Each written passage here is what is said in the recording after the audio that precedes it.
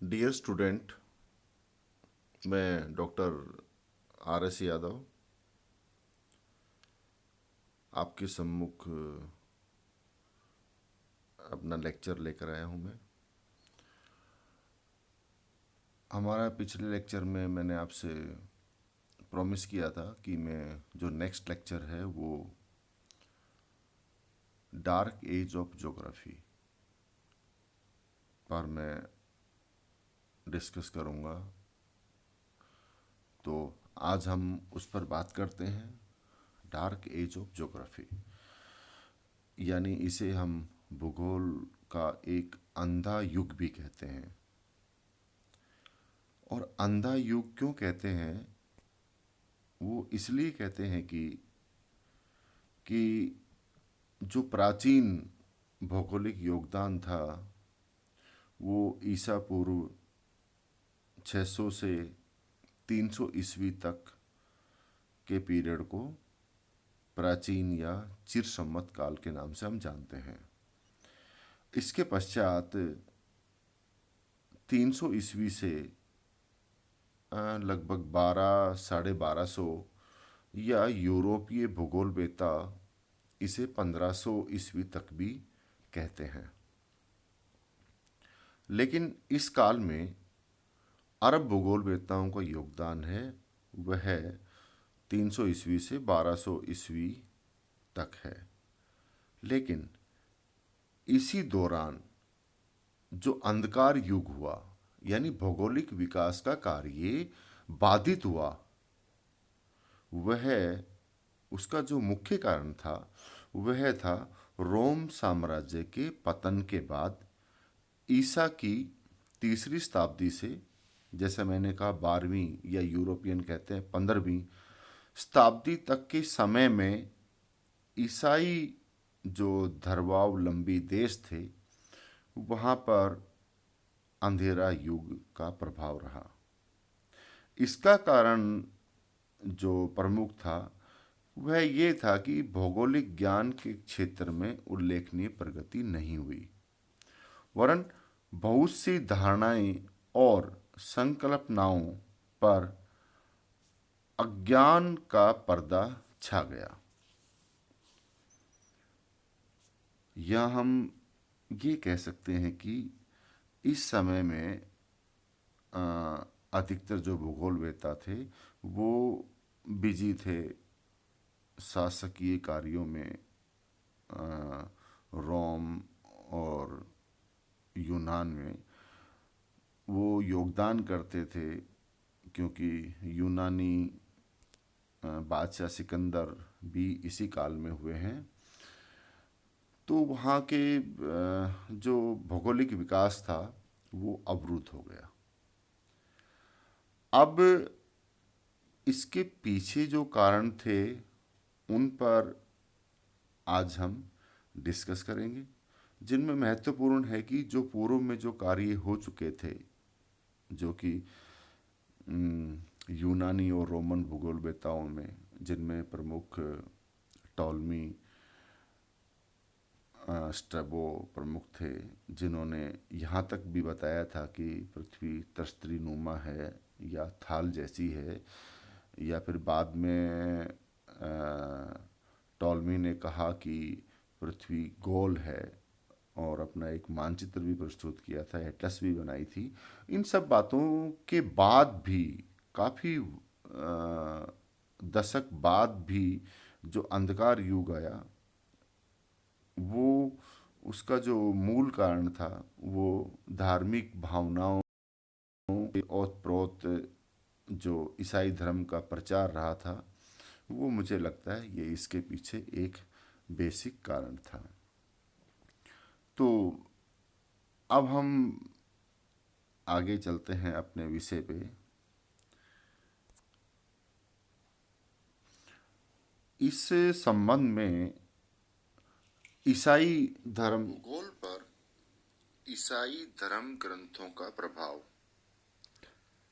Influence of Christian scripture on geography.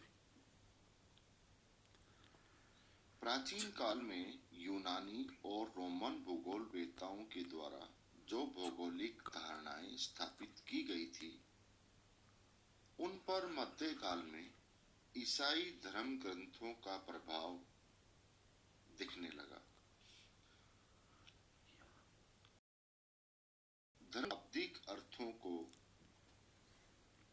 अधिक कठोरता और रूढ़िवादिता के साथ भौगोलिक तथ्यों पर थोपा गया था। बाइबल के विशिष्ट निर्देशों में ईसाइया के ये शब्द थे, यह वही ईश्वर है जो पृथ्वी के वृत्त पर बैठता है, तथा एजेकिल ने कहा, यह जेरूशलम है, मैंने इनको राष्ट्रों के मध्य में स्थापित किया है और देश जेरूशलम के चारों ओर हैं। तथा इन धार्मिक उपदेशों और शिक्षाओं की दृढ़ता से पालना करने के लिए पृथ्वी को गोलाकार की बजाय वृत्ताकार आकृति में बनाया गया। पृथ्वी का मानचित्र को चक्र मानचित्र या वृत्त मानचित्र के रूप में दिखाया गया या बनाया गया। इसमें पूर्व दिशा को ऊपर सिरे पर रखा गया। चौथी शताब्दी में चर्च के बड़े पादरी सेंट जेरोम ने पवित्र भूमि यानी होली लैंड या जेरूशलम को अपने मानचित्र में असली आकार से बहुत ज्यादा बड़ा बना करके उसको इनलार्ज करके प्रदर्शित किया गया था। मध्य युगों का आदर्श विश्व मानचित्र चक्कर की आकृति का ऑर्बिस टेरारम था, जिसका संक्षिप्त विवरण ऑर्बिस और टेरारम के दोनों अक्षर ओ और टी को लेकर के इसको नाम दिया गया, TNO। इस मानचित्र के ऊपरी आधे भाग में एशिया था तथा निचली भाग में यूरोप और अफ्रीका थे। केंद्र में ईसा धर्म का जन्म स्थान जेरूशलम और ऊपरी भाग में स्वर्ग,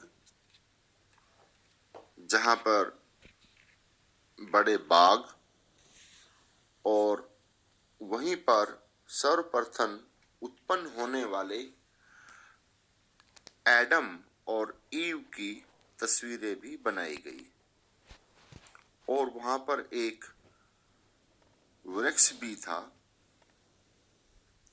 जिसके फल खाने को बाइबल में ईश्वर ने मना किया था। 776 ईस्वी में स्पेन की सेंट बीट्स ने रोमन मानचित्र को ईसाई धर्म ग्रंथों के आधार पर परिवर्तित किया। इसमें पवित्र भूमि अर्थात जेरूशलम और स्वर्ग के साथ साथ स्वर्ग में 4 नदियां भी दिखाई गई हैं, जो इराक की दजला फरात, भारत की गंगा, चीन की यांगत्से इत्यादि। इस मानचित्र में भी स्वर्ग में बाघ को दिखाया गया है, जिसमें सृष्टि के सर्वप्रथम नर नारी एडम और ईव दिखाए गए हैं। अन्य ईसाई भूगोलवेत्ताओं ने सेंट बीट्स के मानचित्र को बाइबल के अन्य प्रसंगों की गाथाओं से सुसज्जित करना आरंभ कर दिया था।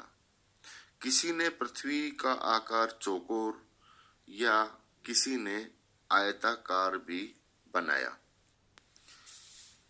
यहाँ पर कॉस्मोग्राफी में भी, यानी ब्रह्मांड के वर्णन में भी, जो पूर्व के यूनानी और रोम भूगोलवेताओं का जो ज्ञान था उसको छोड़ करके अपनी बुद्धि और तर्क के आधार पर ईसाइयत के धार्मिक विश्वास को आधार बना लिया गया। इसलिए ईसाई भूगोलवेताओं ने प्राचीन जो कालीन जो ज्ञान जो रोम और यूनान से प्राप्त हुआ था उसकी बजाय बाइबल की गाथाओं और विचारों को सही माना। यहाँ पर इंडिको प्लिस्टियस ने 500 ईस्वी में विश्व को एक संदूक के रूप में वर्णन किया गया, यानी जैसे एक बॉक्स होता है उसके अनुसार, बड़े बॉक्स के अनुसार पृथ्वी का वर्णन किया गया। उन्होंने क्रिश्चियन टोपोग्राफी नामक पुस्तक भी लिखी। इसमें बाइबल और धर्म ग्रंथों के बहुत से प्रसंग देकर अपनी बात को स्पष्ट करने की कोशिश की कि पृथ्वी एक सपाट के रूप में है, समतल है, बॉक्स के रूप में है। अन्य विद्वानों और भूगोलवेता जो कि इस समय हुए थे अंधकार युग में, उन्होंने कहा कि वर्ताकार है जिसमें सर्किल के अंदर टी बना हुआ है, और किसी ने इसको वर्ग और किसी ने आयताकार के रूप में प्रेजेंट करने की या मैप बनाने की कोशिश की। इसी क्रम में हेयरफोर्ड ने अपने मानचित्र में यह दर्शाया कि चक्र के ऊपरी सिरे पर हजरत ईसा मसीह को सिंहासन पर दिखाया है। जैसा कि ईसाई विश्वास के अनुसार सृष्टि के प्रलय काल में न्याय के दिन होगा, वही उन्होंने दर्शाने की कोशिश की। स्वर्ग में बाघ को पूर्व में स्थित दिखाया गया है। समस्त मानचित्रों को ईसाई धर्म की प्रतिमाओं से सुसज्जित किया गया है। यहाँ पृथ्वी के बाहरी भागों में, जैसे कि अफ्रीका के दक्षिण के थल की एक संकरी पेटी में ऐसे लोगों का निवास दिखाए गए हैं जो कि दानव या आधे पशु शरीर या आधा मानव शरीर। इस प्रकार के लोगों को बाइबल के आधार पर नहीं बल्कि यात्राओं के द्वारा सुनी सुनाई कहानियों के आधार पर बनाया गया था। यहाँ हमने यह देखा गया कि यूरोपीय देशों में ईसाई धर्म शास्त्रों को ज्ञान का वास्तविक स्रोत मान करके भूगोल के ज्ञान को विकसित किया गया, विक्षिप्त यानी उसको तोड़ा मरोड़ा गया। इस प्रकार हम कह सकते हैं कि ईसा की 3री शताब्दी से 12वीं शताब्दी तक मध्य युग ईसाई देशों में अंधेरा युग था। यहाँ पर 12वीं और 13वीं शताब्दी में अरब देशों के संपर्क में आने से पुनर्जागृति की प्रेरणा अवश्य मिली थी। लेकिन जैसा कि मैंने पूर्व में आपको बताया था कि अंधकार युग 12वीं शताब्दी में समाप्त नहीं हुआ था। यह 15वीं शताब्दी के बाद भी 16वीं शताब्दी तक भी निरंतर चलता रहा था, जिसको मैं आपको प्रमाण देकर समझाऊंगा मेरे इस टॉपिक के लास्ट में। अभी मैं आपको जो और ज्योग्राफर्स हैं यूनानी और रोमन, उनमें से दो मुख्य हैं, स्ट्रैबो और टॉलमी। उनके बारे में संक्षिप्त विवरण आपके सम्मुख रखूंगा। रोमन भूगोलवेताओं में स्ट्रैबो का नाम महत्वपूर्ण है।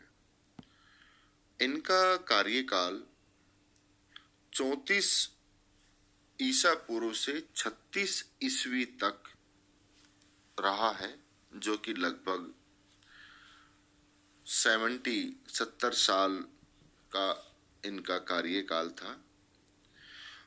स्ट्रैबो एक महान ज्योग्राफर, फिलोसोफर और हिस्टोरियन रहे हैं। यानी वो एक महान भूगोलवेता थे, दार्शनिक और इतिहासकार रहे हैं। स्ट्रैबो ने 17 पुस्तकें और भौगोलिक विश्वकोश का संकलन किया या लिखा गया। जियोग्राफिया उनकी पुस्तक में सबसे ऊपर है, और उन्होंने इसके अलावा भूगोल को परिभाषित किया। भौतिक भूगोल, गणित भूगोल, राजनीतिक भूगोल और ऐतिहासिक भूगोल पर भी उन्होंने काफी कार्य किया।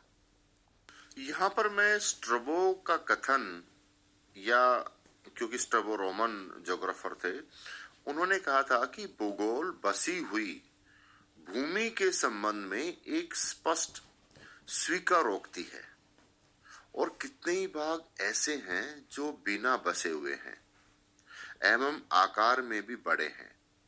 उनकी प्रकृति क्या है और वो क्यों बिना बसे हुए रह गए हैं।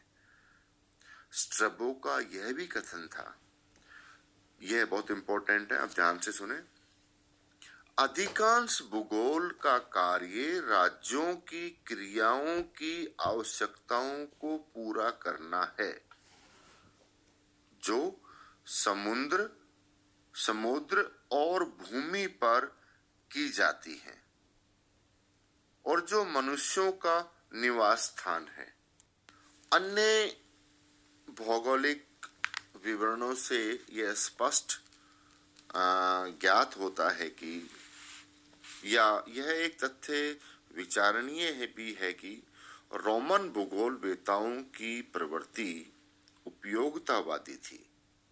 वे राज्यादेश के अनुसार व्यापार एवं शासन संबंधी तथा सैनिक विजय योजनाओं में लगे रहते थे। इनकी रचनाओं अथवा विचारों में वैज्ञानिक भूगोल का अभाव रहा हो। यहाँ पर इन्होंने जो बुक्स लिखी हैं या ग्रंथ लिखे हैं, उनमें वैज्ञानिक भूगोल का तो अभाव था ही, किंतु वाणिज्य भूगोल, राजनीतिक भूगोल तथा सैन्य भूगोल के जो एग्जाम्पल हैं या उदाहरण हैं या सिद्धांत हैं, उनकी झलक अवश्य देखने को मिलती है।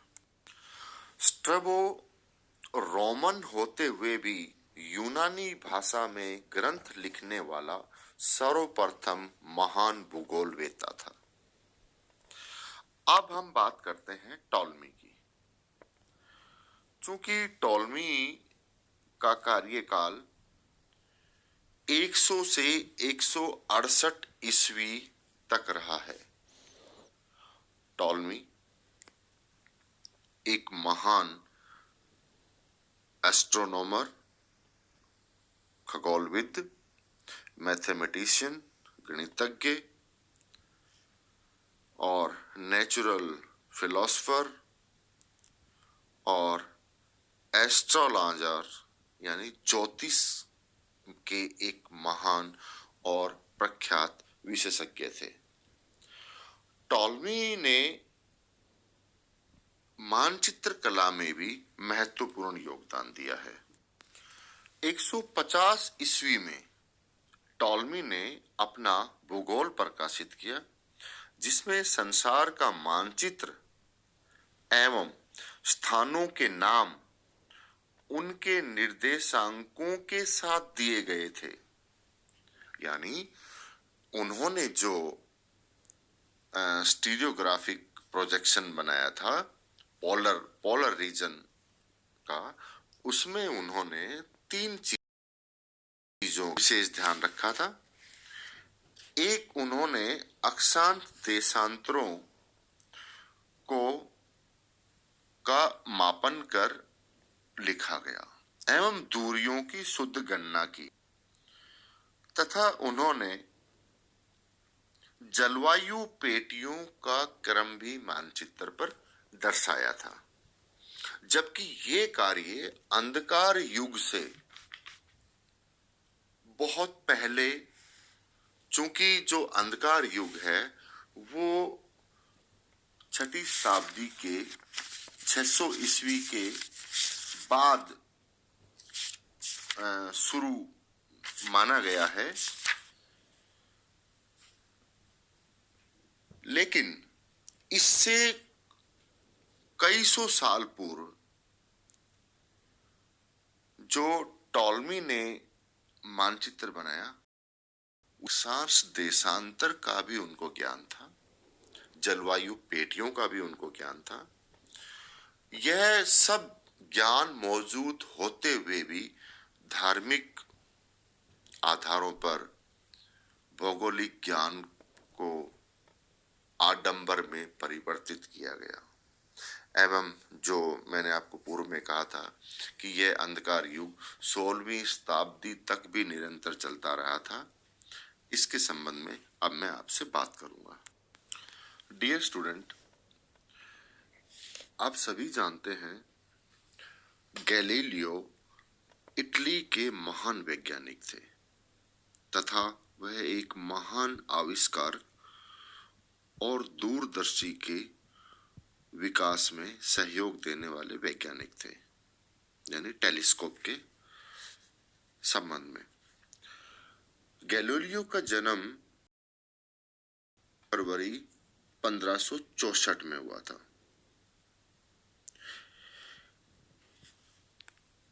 गैलीलियो के अनुसार, क्योंकि वो एक मैथमेटिशियन भी थे, प्रकृति के नियम एक दूसरे कारकों से प्रभावित होते हैं और किसी एक के बढ़ने और घटने के बीच गणित के समीकरण जैसे ही संबंध होते हैं। इसलिए उन्होंने कहा, ईश्वर की भाषा गणित है। इस महान गणितज्ञ और वैज्ञानिक ने प्रकाश की गति को नापने का साहस भी किया था। उन्होंने अंधेरी रात में कई मील दूर के 2 पहाड़ की चोटियों पर बैठकर रात में लैंटेन के सहारे प्रयोग किया कि प्रकाश की गति क्या है। हालांकि वो इसमें सफलता असफलता के बाद भी अभिष्ट परिणाम पाने की जो मुहिम उनके द्वारा प्रारंभ की गई वह अद्वितीय है। कालांतर में प्रकाश की गति और ऊर्जा के संबंधों की जटिल समस्या को समझाने वाले महान वैज्ञानिक एल्बर्ट आइंस्टाइन ने इन्हीं कारण उन्हें आधुनिक विज्ञान के पिता के नाम से संबोधित भी किया था। लेकिन इस महान वैज्ञानिक गैलीलियो ने जब उनको पता लगा कि हॉलैंड के अंदर कोई टेलीस्कोप के माध्यम से खगोलिकी का अध्ययन होता है, तो उन्होंने उससे भी अधिक क्षमता वाला टेलीस्कोप बनाया और खगोलीय पिंडों, जिनमें शनि ग्रह के जो चक्कर हैं, वलय हैं, उनके बारे में जानकारी दी और यह कहा गया कि पृथ्वी सूर्य के चारों ओर भ्रमण करती है एवं पृथ्वी के साथ साथ अनेक अन्य ग्रह भी सूर्य के चारों तरफ भ्रमण करते हैं। जबकि जो धार्मिक मान्यताओं के अनुसार पृथ्वी को स्थिर माना गया था और जेरूसलम में गॉड का सिंहासन की जो मान्यताएं थी उसके विपरीत गैलीलियो ने जो बात कही थी उस पर उनको सजा भी दी गई। गैलीलियो ने पुरानी अवधारणाओं के विरुद्ध खड़े होने का निर्णय लिया। जब गैलीलियो ने यह सिद्धांत सार्वजनिक किया तो चर्च ने उसे अपनी अवज्ञा माना और इस अवज्ञा के लिए गैलीलियो को चर्च की ओर से कारावास की सजा सुनाई गई। गैलीलियो के द्वारा दिए गए विचार उनको स्वीकार नहीं थे। सामाजिक और धार्मिक प्रताड़ना के चलते पूर्व से व्याप्त मान्यताओं और विश्वास के विपरीत प्रतिपादित सिद्धांतों के साथ वो अधिक दिन तक सामना नहीं कर सके। वर्ष 1633 में लगभग 70 वर्ष की आयु में गैलीलियो को चर्च की तरफ से आदेश दिया गया कि वे सार्वजनिक तौर पर माफी मांगे और कहे कि धार्मिक मान्यताओं के विरुद्ध दिए गए उनके सिद्धांत उनके जीवन की सबसे बड़ी भूल थी और इसके लिए वो शर्मिंदा हैं। इसके बाद उन्हें कारावास के बाद घर पर नजरबंद किया गया और इसी दौरान 1642 में उनकी मृत्यु हो गई। तो डियर स्टूडेंट, क्या 1642 तक के प्रमाण यह नहीं कहते हैं कि अंधकार युग चल रहा था? पूर्व के रोमन, यूनानी, कोपरनिकस आदि विद्वानों के द्वारा कहे गए तथ्यों से ये कथन बिल्कुल स्पष्ट हो रहा है कि खगोल की, ब्रह्मांड की स्थिति, नक्षत्रों की स्थिति, ये सब ज्ञान पूर्व में भी था, लेकिन धार्मिक मान्यताओं के कारण अंधकार युग 16वीं शताब्दी के अंत तक या मध्य तक तो अवश्य रूप से चला है। गैलीलियो के उदाहरण से हम इस चीज की पुष्टि कर सकते हैं। धन्यवाद।